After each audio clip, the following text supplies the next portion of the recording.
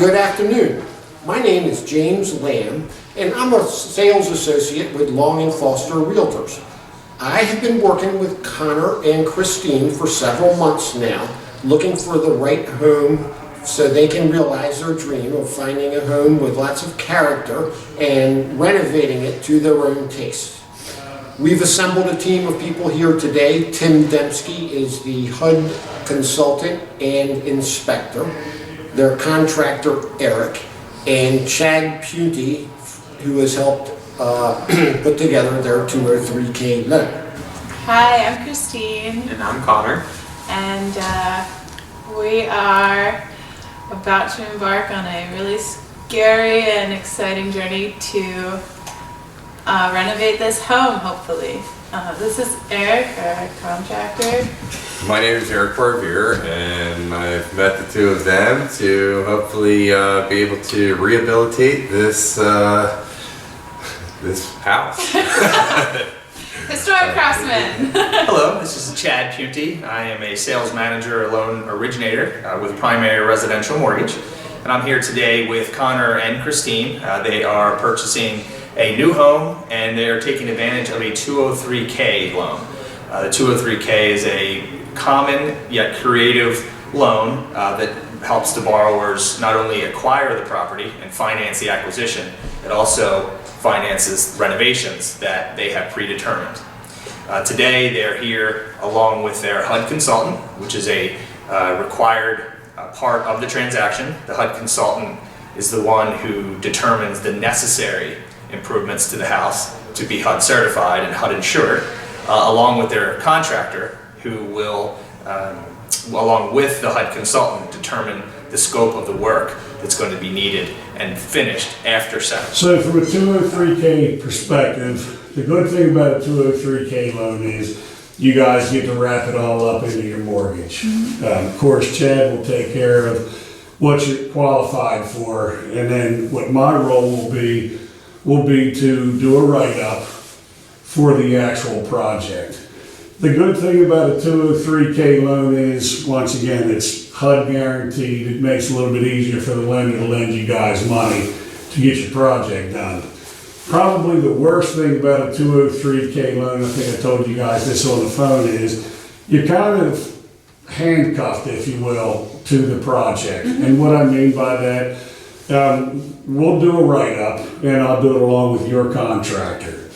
Once the write-up is written and everybody signs off on it, not that you're locked into written in stone, but you kind of have to follow the protocol of the 203K loan. I'll give you a very basic example. So if you had a budget of $10,000, say, to rip this room down to the studs and rebuild it, you get in here and your contractor decides that he can do it for $5,000 instead of $10,000. We can write up change orders for that, but you just can't arbitrarily say, well, I got $10,000, it's my loan, it's my money. And that's what a lot of people do, and that's where a lot of problems come into down the line.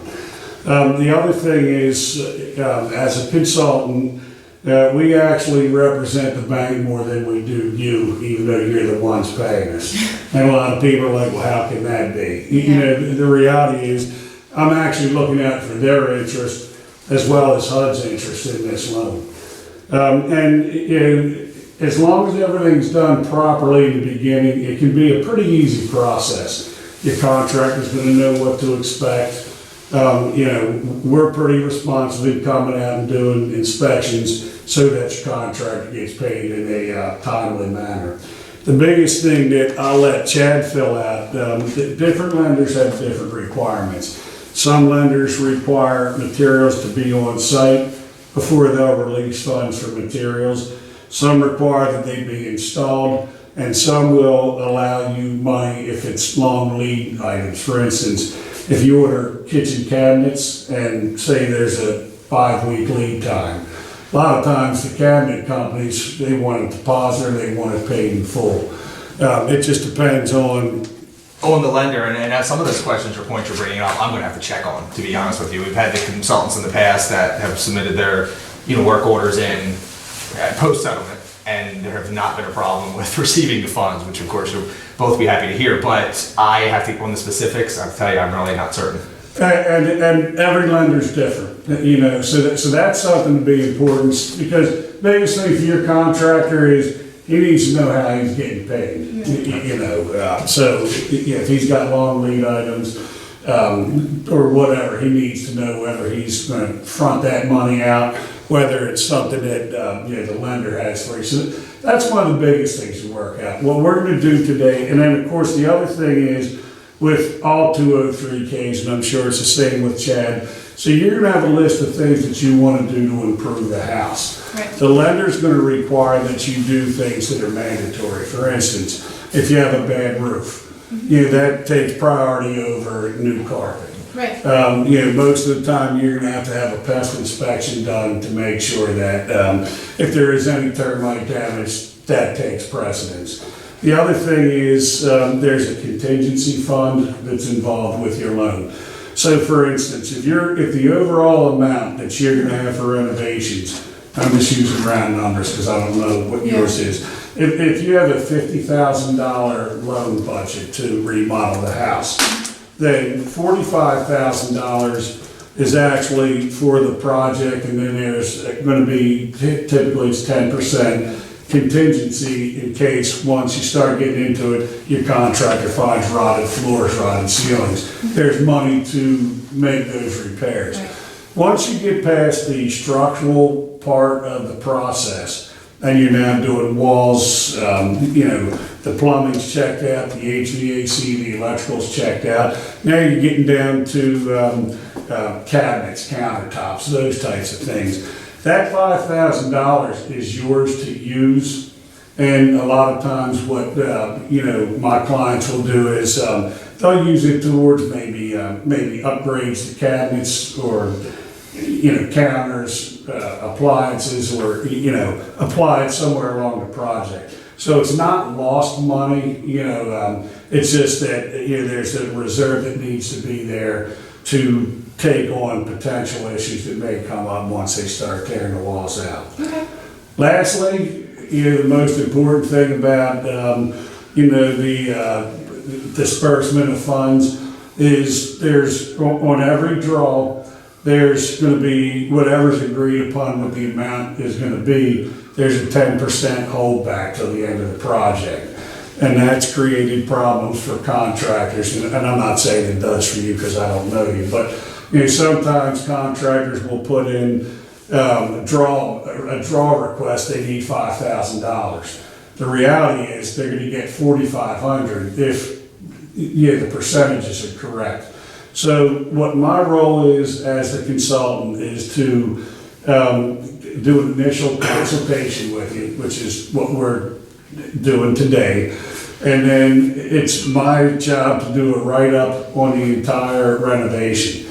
And that's going to take input from you, that's going to take input from your contractor as far as what you guys want, what he's going to provide for you, and then I'll make sure that everything's covered. Okay. For instance, if he was going to remodel this room and there's no heating and air conditioning in here, first thing I'm going to say is you need to put HVAC in here. And some people don't put it in, so that's part of, my job. It's also my job to make sure that your contractor's licensed and insured, and then any subs that he has out here is licensed and insured. If you have electricians out here doing electrical work, they need to pull electrical permits, they need to be licensed. The same thing with plumbers, HVAC people. And then what will happen is, as the job progresses, let me take one step back. So once I know what the entire scope of the project is, we get a write-up, and it's going to be broken out into all phases of construction. On the structural end, anything that needs to be modified. And then aesthetically on the building, drywall, the finishes, floors, doors, trim, and everything will have a dollar value to it. And everybody's going to agree to it before you guys get started. So, you know, for instance, if your contractor says, well, I got $75,000 worth of sheetrock work and it's 20,000, we're gonna discuss that to make sure that everybody's online. Once the project starts, you guys will determine how many draw requests that you guys want. That's important to you because every time I come out, there's a fee associated with that. Typically, depending on what the scope of the work is, people will get between 2 and 6 draw requests. Your object is to get me out here the least as possible, so you're not paying me extra money. But it needs to be coordinated with him so that he's got his money flowing in a timely manner. So, And we estimated five draws on the numbers that were provided to you. Okay. So we don't know exactly now, but 5 should most likely cover. Five for private this size is about normal, Okay. my opinion. and I don't even know what the scope is, so just, letting you guys know. So then, the best thing to do to keep the money flowing, which is most important to him, is when you can project out a couple days ahead of time when you're gonna wanna draw requests, you need me to come out. You call Stacy in my office, she'll get it into my schedule. We'll come out and everything will be done by percentages. The program that we use to keep track of all our projects, it's just a simple spreadsheet, and it'll add it up. So if on this draw request, let's say the sheetrock is 10% complete, he'll get paid 10% minus the holdback. And it's all cumulative. And for me, it's real easy. We're just gonna agree on the percent complete, and then I'll go back, put the numbers in, the paperwork will be generated. Typically, he signs it, I sign it, you sign it, the check will come jointly to you guys. At the end of the project, I'll make sure that everything's completed properly. I'll make sure that all permits have been completely, the obligations are complete, all the inspections are done. Somebody told me in a city they don't require use and occupancy permits anymore. I wasn't aware of this. Well, I wasn't either. I'm not aware of any place. Right, but anyway, I will make sure on your behalf and his behalf and behalf of the bank that everything, all obligations are met. So he's gonna hand you a turnkey project on what you guys agree upon.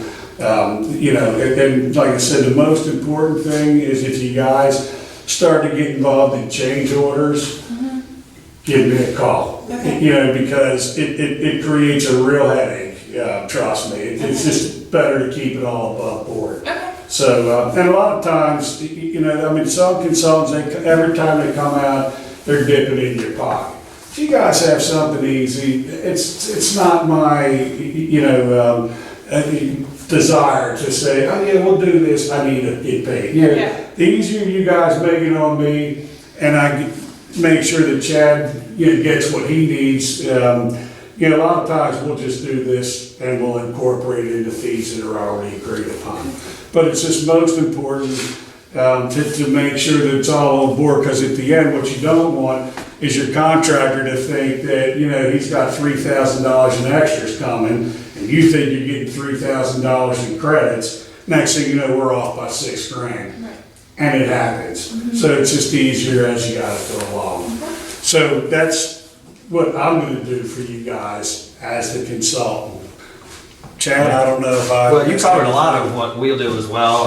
Tim, you mentioned the draws. As I mentioned, we have 5 in the numbers, so that'll be obviously done as the work is completed. You mentioned termite. Termite work, if deemed necessary, can be added to the scope of the work. So that happens sometimes, depending how that you would negotiate with the seller first. I assume if they weren't going to budge, again, it can be added. Once your report's done and your scope is done, we can order the appraisal. So I won't put you on the spot as far as how long it'll take, but that's what we need in order to take the next step forward to order the appraisal. Appraisal is done as an after improved value. So they'll take into account the plans of the work to determine the value. Rarely on a 203K are there issues with value, because there's some flexibility there because of the work. It's rare on a traditional deal, but even less so on a 203K. So I don't think you'll have a problem there. at all. But you guys, again, Tim went through quite a bit, and you guys feel, you heard some of that from me before, the contingency. Yeah. Tim mentioned spending the contingency money possibly on extra work, or it can be used as a principal curtailment, or a combination of the two.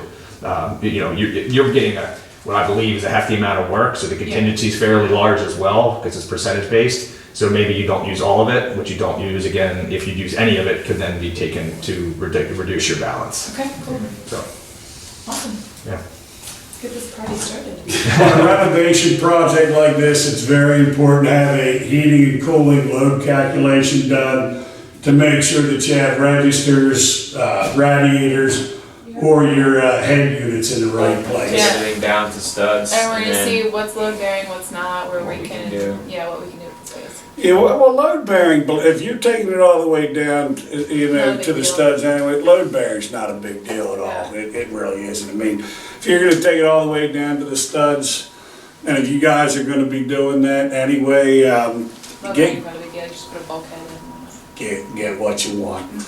You know, Yeah, it's also what we can afford too. well, and that's always. That's like all little thing that we have to keep in mind. And that's always it too, you know, I always refer to that as threshold for pain, you know. Yeah.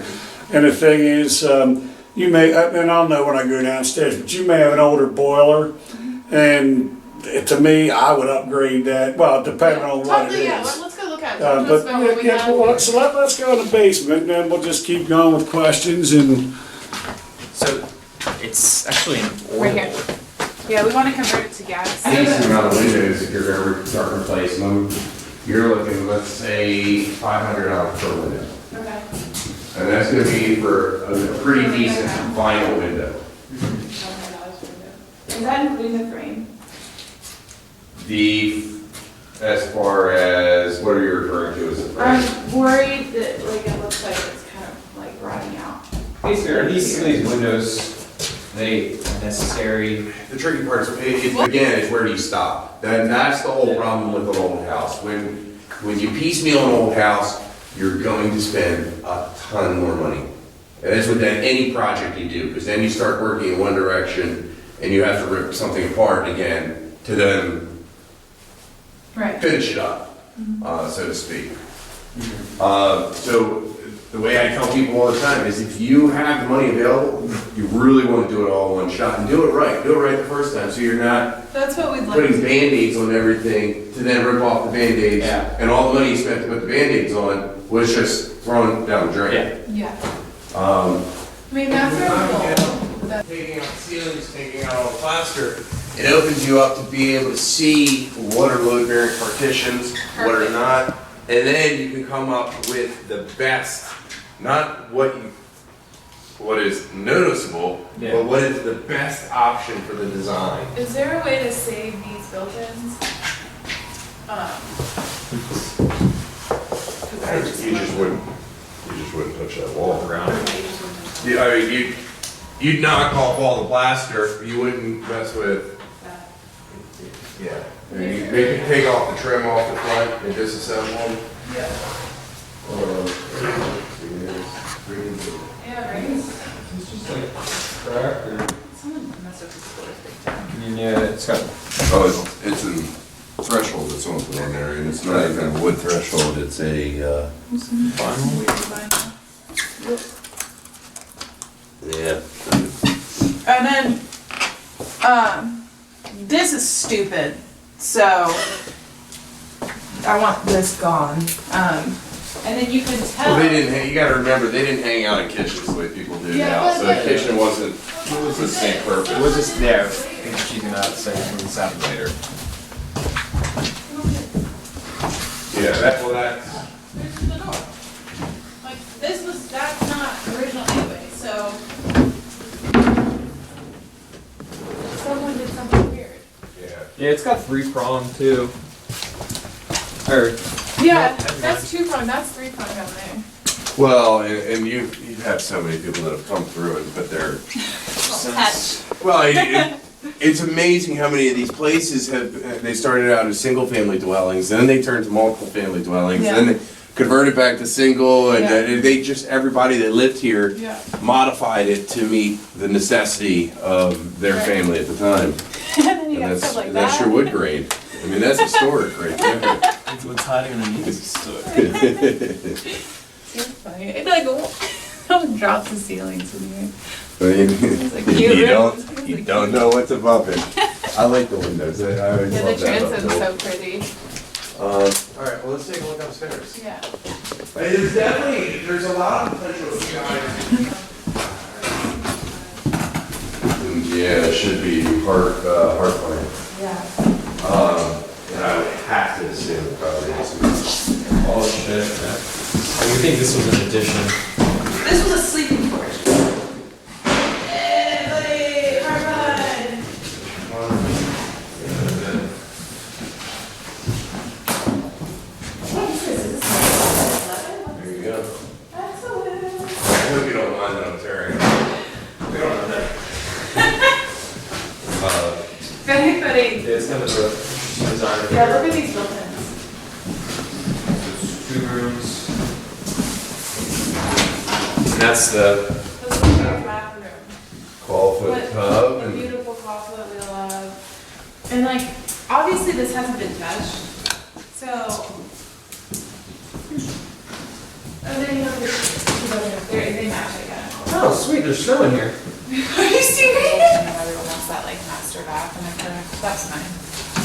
Oh, maybe those yours, not bad. okay, so master bathroom.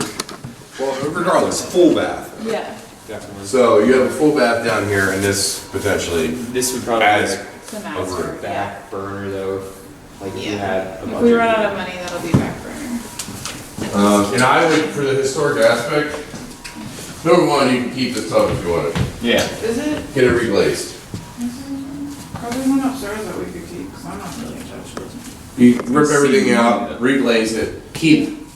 The problem with shifting this over to something else is all tubs nowadays require another wall essentially.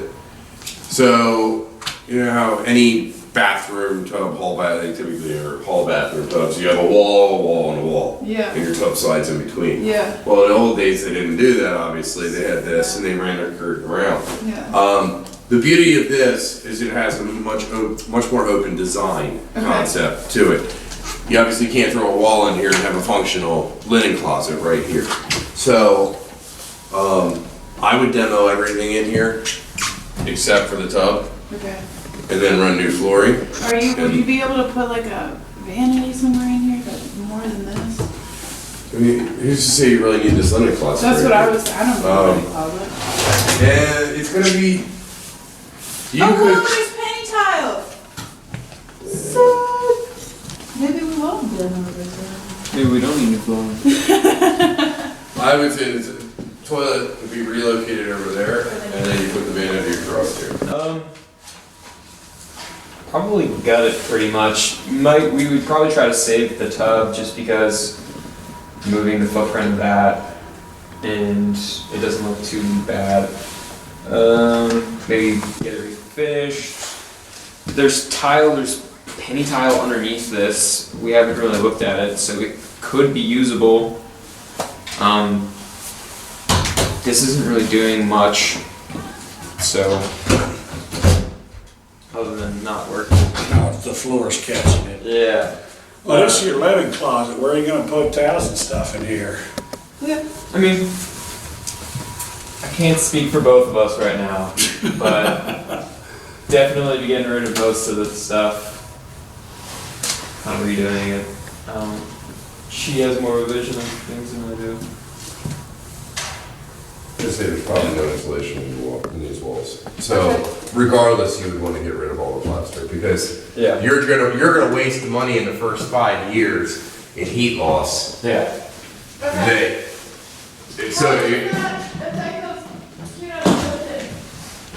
It does. There's all behind them. Yeah, the shed is, all it is only the trim wall. It's really, you just don't disassemble what you want to. Insulate the inside of there. Well, once you open this up, you're gonna have I was just gonna access. walk out of the house while we take it down, I mean, you know. Okay, yeah. No, I'm okay with whatever is gonna Now, safely take now, it. this boiler is fairly new. Yeah, So- that's what they were, that's what the seller was saying that it was a relatively new system, so So we were if pretty you want, excited about that. well, so if you want to convert to gas, About the burner, right? Just remember. I wouldn't do that. That's me. Okay. What would you do? Well, is there gas? Yeah, can you get a gas meter? I wouldn't change the boiler. I wouldn't change the burner out. I'd sell the boiler myself. Okay. I would sell this and just Sell put the a boiler. gas boiler. Is that more efficient? Talk to me about that. Why would we do that? Well, I just think that overall you would, be happier with a gas boiler Okay. as opposed to a gas conversion. Okay. Mainly from the warranty aspects. You're putting, I'm gonna say $100,000, even though you don't wanna be at 100, but just for this conversation. Yeah. So you're gonna put $100,000 in this house. You put a gas conversion kit in this boiler, Yeah. and 3 years down the road, you got a problem with the gas. Who's covering that under warranty? Pretty much Okay. exactly what Chad said, or not Chad said, Eric. Eric, okay. I wasn't down here for that conversation, so. What about this? I would just, Anyone? I'll tell you 1 second what the age is on that. Press the button. Toilets in here. There's one. Thanks, babe.